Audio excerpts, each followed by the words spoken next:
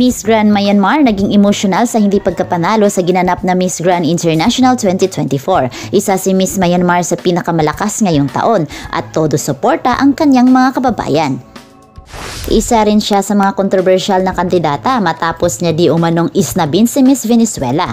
Ngunit saad ng dalaga, hindi lamang daw niya napansin si Miss Venezuela at katunayan pa nga daw ay malapit silang magkaibigan.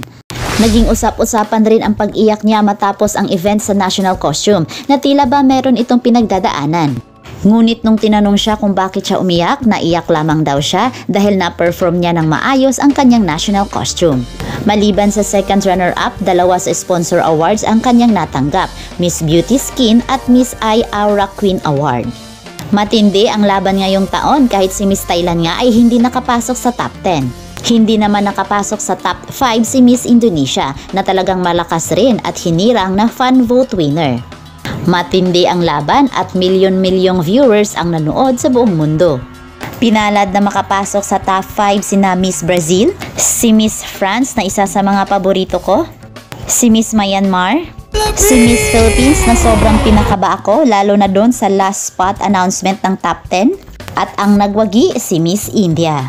Balik tayo kay Miss Myanmar. Nung announcement na ng second runner-up, mahahalata sa ekspresyon ng mukha niya ang pagkagulat na may halong pagkadismaya. Kita sa behind the scene na eksena. Matapos siyang hiranging second runner-up ay humagulhol ito sa pag-iyak at pati ang kanyang mga kababayan ay hindi rin ito ikinatuwa. Makikita rin na tinanggal agad sa ulo niya ang corona na tila ba hindi niya deserve ang second place. Marami namang komento ang mga netizens na masyado na daw madrama si Miss Myanmar na hindi daw tanggap ang pagkatalo. Ang kaugaliang ito ay parang Pinoy din dahil sa tuwing natatalo tayo sa pageant ay lagi nating sinasabing cooking show. Mahusay ang ipinakitang performance ni Miss Myanmar, ganun din si Miss Philippines, subalit sa taong ito ay moment ni Miss India. Sana nga ay sumali ulit si CJ sa Miss Universe Philippines next year.